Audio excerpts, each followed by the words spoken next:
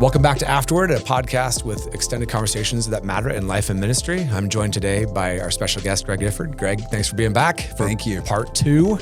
Thank you for having me. We shook off Jeremy Prey. He's no longer with us. We should light a candle here for him. Yeah, R.I.P. Yeah, You are loved wherever you are. That's right. That's right. And we talked last time, Greg, about your podcast, Transform, which we want to recommend to our folks, as well as even the books that you've written. And you, in kind of scanning through all that, made a comment that I thought was really, really helpful, I think, for people who would have been listening closely about your second book.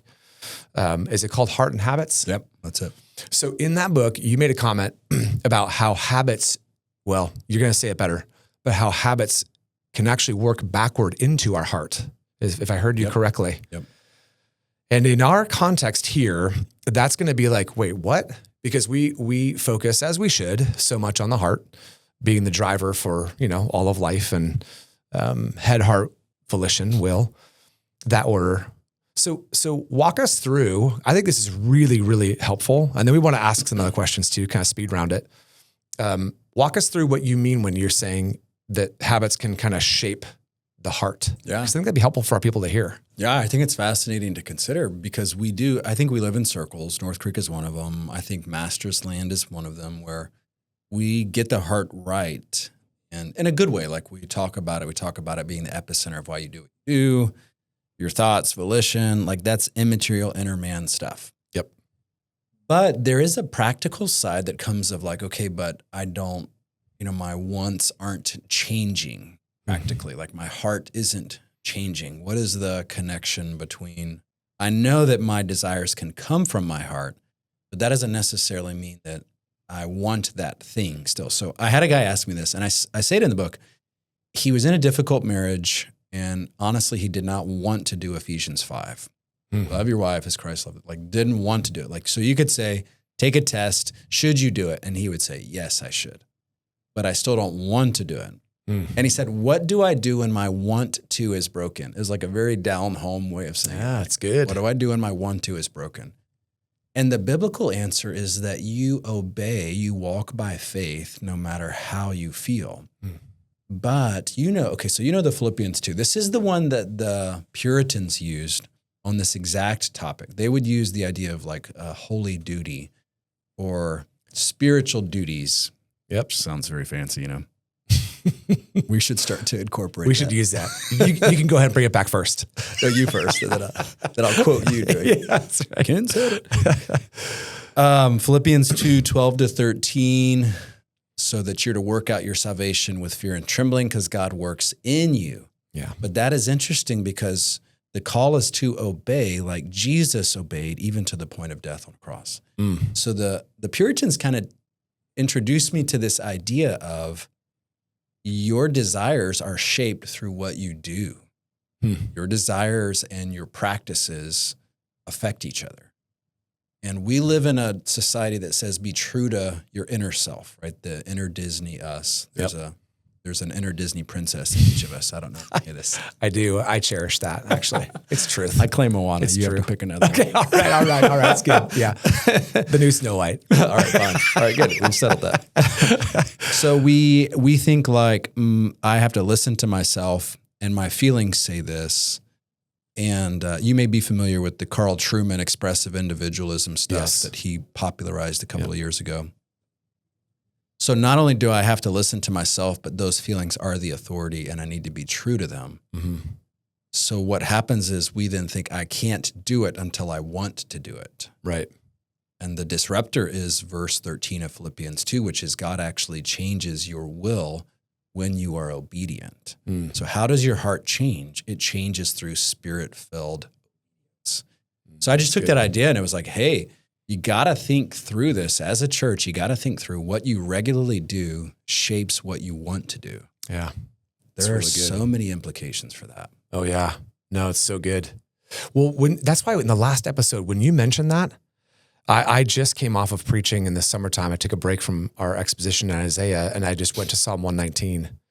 And I think that thing that really, I don't even know if I brought this to our people because I was processing it, was this call to obedience sometimes actually leads the way. Yes. And then the delight in God's law follows. Yes. And I have to admit, I was busy just working stanzas by stanza, but it was almost like, man, is anyone else noticing this? Yes. And so that dynamic is not occasional in Psalm 119. It's a fairly regular diet of help me to walk in your way so that I might delight in your, that kind of relationship, was becoming more and more pronounced to me. Yep. And that's kind of what you're talking about. Well, that's what you do every Sunday. I mean, think like when you preach, people are coming in tired, busy, some are commuting long distances, but that habit of them coming in a way like force feeding themselves the word, you're teaching the word to them. Do they want to be there? I think if we're being practical, sometimes like, no, I don't. Like I'm kind of tired, or I didn't want to get out of the house again. We were busy all day Saturday. Yep. So what you're doing then is you're cultivating that habit of you're in the word, whether you feel like it or not on a Sunday morning. And that is actually orienting your heart, keeping you so you can persevere in the faith.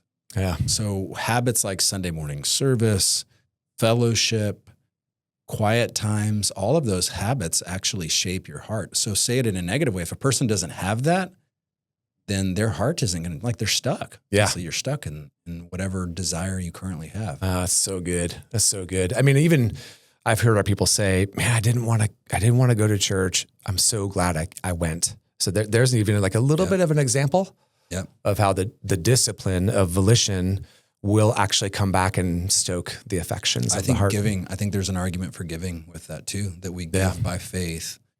And then the Lord starts to slowly turn our hearts towards the local church and then missions. And we value, so think your where your treasure is, there your heart will also be.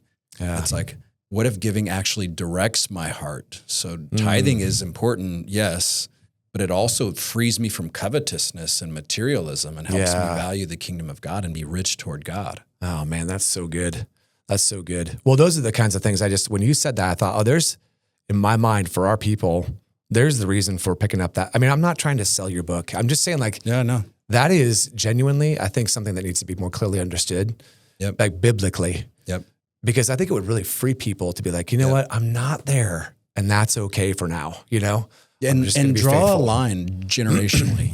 You can almost draw a line and say like, if you're a millennial and down, you are very feelings led. Yeah. Right. Yep. So we have to know, like, you're raised in a society that says, listen to your feelings. They're true.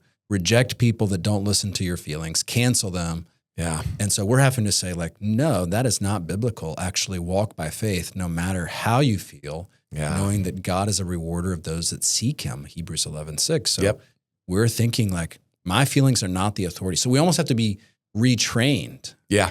Don't listen, or they're not the authority. So don't make them the final authority. Yeah, that's so good. That's so good. Well, thanks for bringing that up. I'd even bring some clarity to that. I think it's going to be something that I'm going to give more attention to. I'll definitely pick up that book. Okay. But we also want to spend some time pivoting a little bit from the book to just things that we talked about.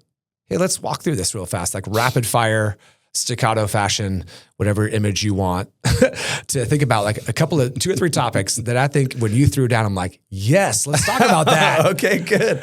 Actually, I appreciate the creative freedom. Talk about that. No, you got to get in on this.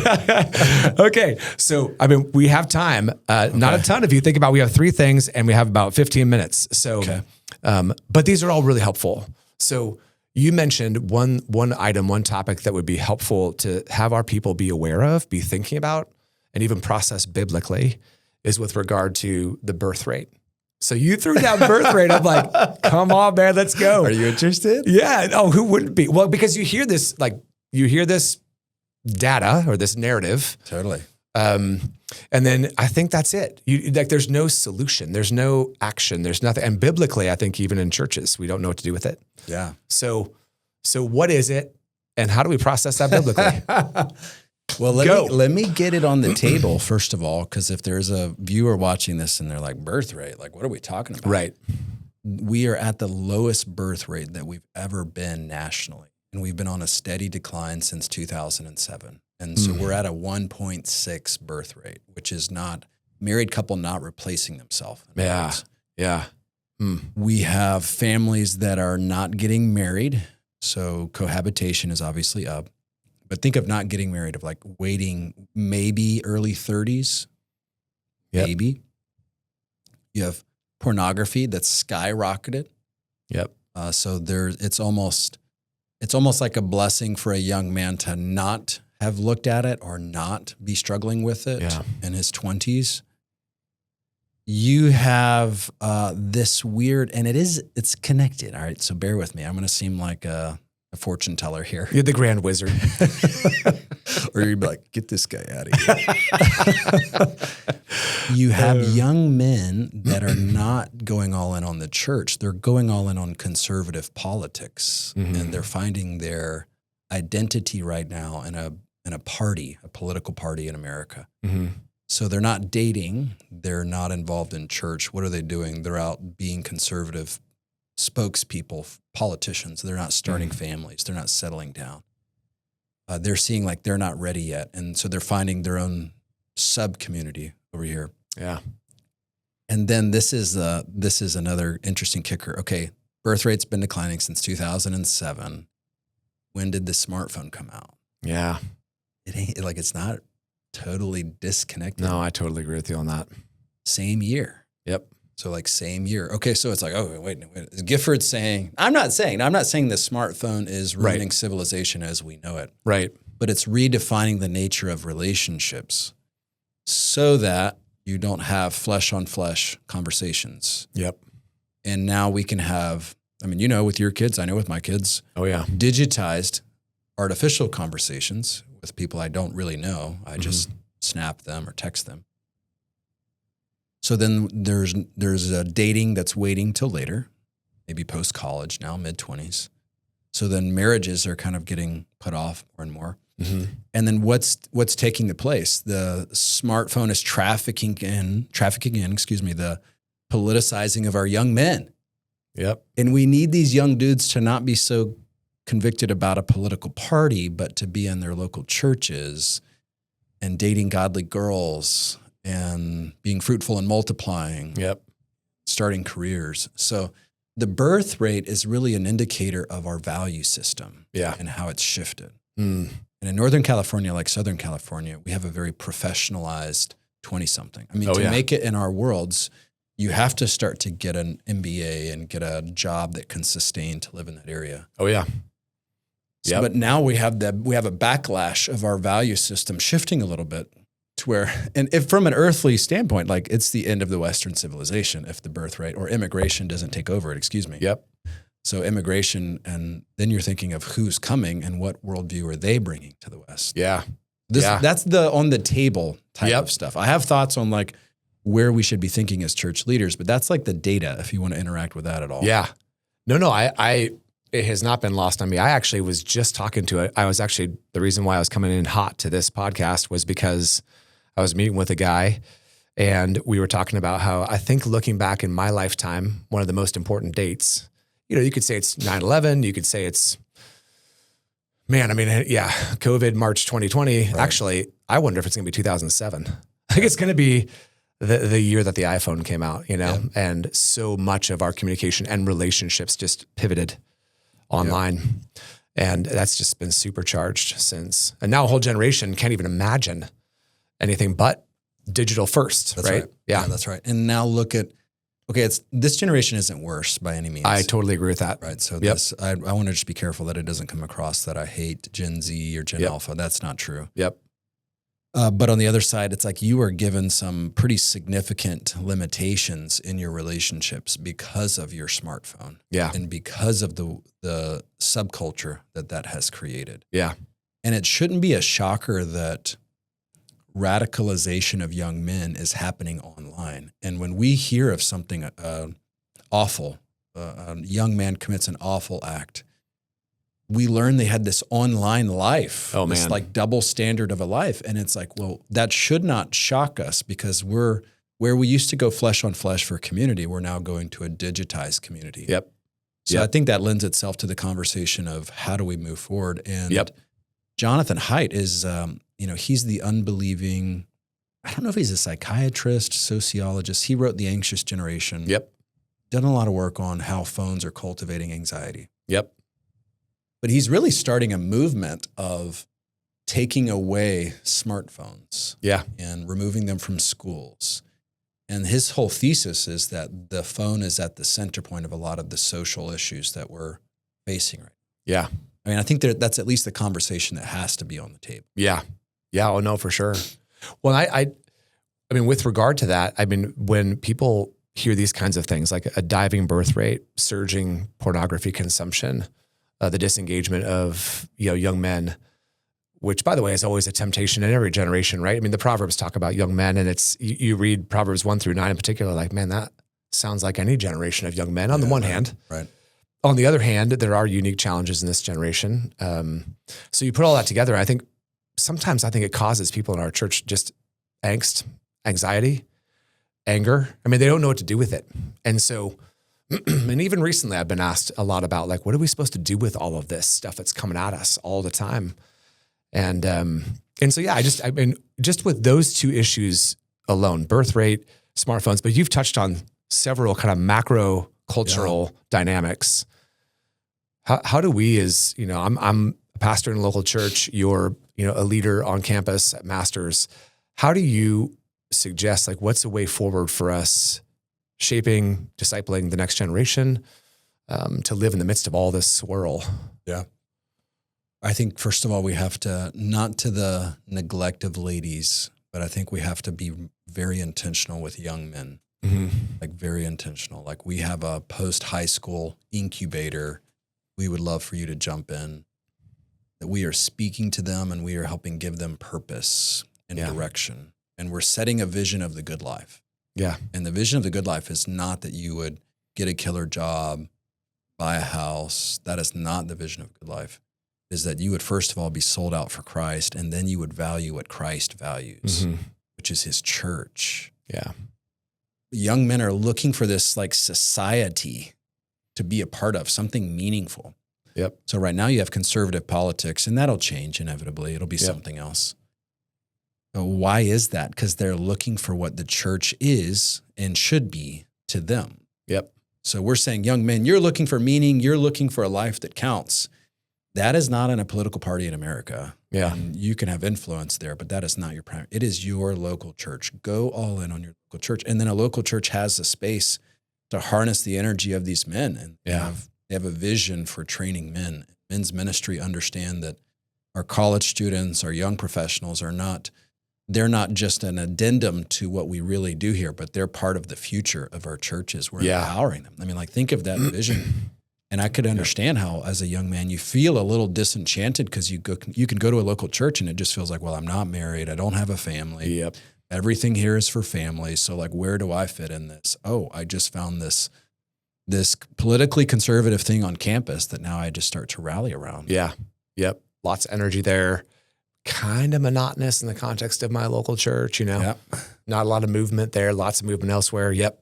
I totally agree with that. And you tell me if you agree with this. I think if you get young men, then you get young women. Yeah. And if you get husbands, you get wives. Yep. You get husbands, you get wives. And if they're fathers, then you get mothers and kids. Yep. And when God stirs in the heart of a man, he often brings the family with them in the process. Yeah, I agree. Well, it's interesting because in that last conversation I just had right before this one, this is a young guy. He's right on the front end of all kinds of good stuff. And he was asking, like, what are we supposed to be about? Like, what are we aiming for here? And I said to him, like, more young men. We need more men. Yep. So if I can pass the baton, whenever I pass the baton to not another guy, but a whole flotilla of guys, I think that's mission accomplished. Yep. So, but you don't want, and again, that's not to diminish the absolute critical nature of what women involved in kingdom ministry can 100%. Do. And yeah, of course not. Yeah, and 100%. Our women in our church know that. I sing their praises, but that's not this podcast. That's to say though that, yeah, I agree. A church is going to go die when there's not men pouring into other men. Yeah. Right. And I think too, and ladies, feel free to write in and tell me that this was not correct, but I think ladies are eager to support godly men. Yeah. Christ-like men, gentle, courageous men that take initiative. Like a lady's heart rejoices at that kind of leader. We all rejoice. Like we love that guy. We want him to thrive. We want him to do well. And if he's 25, it doesn't bother us. Because he's godly and we're rooting for him. Yeah. Yeah, exactly right. There's another aspect of that too, which is helping these young men see the value of getting married and starting a family. Yeah. And I think if it's like, okay, well, we don't want to diminish 1 Corinthians 7, being single and living for the kingdom of God. Totally. Yep. But if you know you want to get married, then young men have to hear, like, do it. Yeah. Do it. Start pursuing a godly girl. And a vision of the good life is not your MBA. A vision of the good life is you married a godly lady. Yeah. That's huge. Yep. And then God gave you, or potentially is going to give you, children. Yep. And you're seeing there was no sacrifice. Like, it's like, oh man, I didn't get to do my MBA. It's like, no, I'm married with kids, and that is a success. That is what the vision of the good life looks like. Yep. Agreed. Paint that. Let's paint that for these young men. Oh yeah. I mean, it's a creation mandate, right? I mean, it goes back to the beginning of what God created us to do in the first place, and then lodged in the context of the new covenant body of believers in the local church. Boom. I mean, that's lodging yourself into the redemptive purposes of God at the deepest level that you can in this life, right? Yeah. And what's more satisfying, like a significant income, urban downtown apartment. Yep. All by yourself. Going to the gym 2 hours a day. Yep. Yep. All the things single guys can do. Yep. Or having a wife that loves you, kids that love you, yep, a church that loves you. It's like, I don't know, man. Like, I think I would take the latter than a lot of me time and gym time. Oh yeah. Yeah. Yeah. Way better to walk through life with people who are surrounding you, for your good. They're cheering for you. They're walking with you through it. Yep. Yeah, it's good. Well, so that ties into the last thing I wanted to ask you about, which is you mentioned you wanted to just address the professionalism of pastoral ministry. Yeah. Because what we're talking about right now is a local church that's not doing professional ministry. And so, but it is a danger. I mean, I sense it here, quite frankly. I mean, I'm sure you sense it down in your context of ministry too. So what is that? What is professionalism in ministry? Why is it a danger? What does it look like? The John Piper brothers were not professionals. Yep. I mean, it had a huge impact on us. It did. Yeah. Yeah. He talked about how we were like prophets and how popular were the prophets. He talked that we were shepherds, outcasts, living with the sheep. And we have to smell like the sheep. Like the sheep, love the sheep, lay down our life for the sheep. Yeah. I think there has to be, among all of the mics and sets and all the things that come with ministry in 2025, a willingness to say, yeah, but what am I about first? I'm a shepherd to people first. And I love Transform, right? I love writing, but a pastor's number one job is not to write and to host a podcast. Yep. And so it's like, if I am too busy recording Transformed that I don't have time to meet with someone in church, I really do have to think about my ministry posture. Yeah. And maybe I enjoy more of the professorial side and the teacher side than the pastoral side. Yeah. Yep. So it's always a call that goes out in each generation, but being reminded, like, we're shepherding with teaching. Yep. We're shepherding. We're the verb in noun form. Like, we are doing our best to not give in to maybe even some of the cultural expectations of people in 2025. What is a shepherd supposed to do? Shepherd, teach, fulfill Titus 1, 1 Timothy 3. Yep. And if we don't have a podcast, okay. Like, if I didn't publish, it's okay. Yep. And if I'm not on a teaching circuit somewhere, like, I can be a really faithful pastor and never have taught at another church. It's okay. Yep. And I think that will actually be a healthier thing for our churches long term, because when we platform someone as like, oh, they really know, and my pastor's pretty good, but like this one is the expert. Yeah. Yep. Then we've seen the aftermath of what happens when we put people on a pedestal. Oh yeah. They're isolated, no accountability. Yep. So many stories of that, right? Yeah. Yeah. Well, I even think, like, the more that you disengage, I mean, in my mind, I think about the shepherding is the key. You have to know the people that God has placed in your care. And if you disengage because you're off chasing the next whatever, eventually that's going to come back and just gut your ministry. It's going to gut the pulpit. It's going to gut your shepherding. It's going to gut your counseling. you're just going to end up, I don't know. It just seems like when you start to prize, well, I mean, like you're right to say it, this kind of stuff over people that God's placed in your care. I just think over time, you can't help but just kind of see like a hypocrisy that starts to just kind of, I'm not who I'm actually calling you to be. Yes. It's like disingenuine to a degree. It's like, I'm here to be your pastor, but we have this chasm between us of relationship because I got to teach, I got to study, I got to record. I'm teaching there next week, so I won't be here. Yep. And it's like, but wait a minute, I thought you were a shepherd. Like, how do you actually practically pastor people? Yep. If you're too busy doing some of this stuff. Oh yeah. Yeah. Totally agree. Yeah. And it's a real subtle thing. It can grow subtly over time in the life of a pastor. I mean, I can totally relate to that. Yeah. And I would say too, and this is an encouragement because I see certain pastors' giftedness start to rise and their impact starts to rise.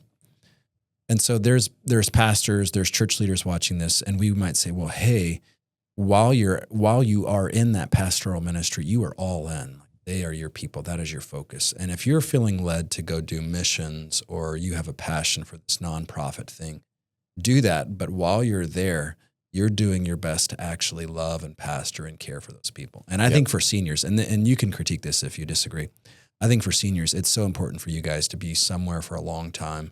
Yeah. We're talking like over 7, 8, 10 years. If you guys can do 20 years somewhere. Yep. Because it gives the rest of us continuity. Yep. But when our senior bounces every 4 years, it's like, man, it really takes a toll on us. Yeah. Yeah. So that always gets back to like, well, why did the senior come in the first place? Were we a stepping stone to their next church and next gig? Or are we really loved by them and cared by them? And I think if you have a pastor's heart, you're not looking for the next leg of something. You're saying, I'm here for your good. And that is the end. Yep. Plus, it's hard for people to pedestal their senior pastor when they remember him as a young punk. Hey, you know what I mean? Like everybody knows who I was. I was a young punk. I still am a punk, whatever. But my point is when they can remember back because you've been here for a long time, you didn't used to be that guy. I remember you when you were just this guy, and you're still the same guy. Yep. That kind of like relationship doesn't happen overnight, and it doesn't come cheap. But man, that is so good. If God's going to give you that, then you have a whole bunch of your people that remember that you're really, at the end of the day, you're not that. You're just Pastor Kent, you're Pastor Greg. And I just think that kind of stuff to me is a gift that the church can give to the senior pastor. Pressure's off on us in a way. It's totally. Like, yep. Because we're in fellowship with people that are not really impressed. They're not impressed. And they've seen us make a ton of bumbles and mistakes along the way. They're very delighted to remind us of it. And I actually think praise the Lord for that. I mean, in the lobby on the way out last Sunday, somebody barked at me. It was so funny. And it was absolutely true. And I'm like, God bless you, sweet sister. Because you're reminding me that, I'm nobody special, 100%. And we serve at the King's good pleasure, right? And that's should be suspicious of the person that's like, Dr. Dresdow, whoa. Oh, yeah. Dr. Gifford, whoa. It's like, oh, no. Yep. No. Knock it it's off not with like that. Yeah, don't do that. Not here, not at church. It's not like that. Yeah, for sure. Well, I think in that way, it kind of ties to what we've been talking about. I mean, if we're walking humbly with our people in the place that God has us, because it is his post he's assigned us to. We didn't get this. Wherever we arrived to, we didn't get that. God placed us there. And so if we walk humbly and model shepherding, I actually wonder if that's just going to, and I've seen this is not because of me, men do rise up and want to follow that kind of guy. And we perpetuate the kind of thing that we think is really kind of causing the society around us to crumble. There's not the rise of men. And so. Yep. But it's less flashy. So it's not as attractive. True. It's almost like, let's do a rally. Let's go picket something downtown. And all the young men are like, yeah. And we're like, let's be godly over a long time. Right. And love godly ladies. And it's like, oh. But that's really what we need. I mean, seriously, so who's going to be faithful 20 years from now? The guy that's picketing every cause downtown. Yep. Or the guy that's plugged into his local church. Yep. He's finding a lady that loves the Lord, loves him. It's like, I'd be willing to bet the picketing guy has less of a chance than the guy that's honoring the local church, finding a lady to love. Yeah, totally agree. Yeah, we want men who are not perfect, they're fallen, but they're faithful. Yep. Right? And so, man, may the Lord raise up more of those kinds of men in our churches. That's right. And let's give them a seat at the table. Yeah, that's a good point. Yes. Yep. Let's give them a seat at the table. Because sometimes like, oh yeah, cute, man. I remember when I was your age. And we can be very demeaning. But I find at Masters, when I treat the young men with respect, seriously, like call them sir, then they feel like empowered and respected. And there is no such thing as, you're 21, you don't know what you're talking about. But it's like, no, you can change the world at 21 if you lock in for Jesus Christ. Yeah, amen. So we can set that culture. Yeah, that's good. That's good. Well, it's encouraging to know that. That's why I love having you up here, is because we know that that's the ethos you're bringing with you. And we want that to be replicated and multiplied up here for the sake of the gospel of Christ. I mean, we're both in hard places in ministry. The ground is hard in this region of the country, but we're about the same thing. It's good to be able to strengthen each other's hand in that. So Greg, thanks for coming up, man. Thanks for being a presence, not just at NCT, but even here. I know it'll be a huge encouragement to our people. So thank you for coming today. Thanks for having me. All right, take care. Have a good weekend at NCT.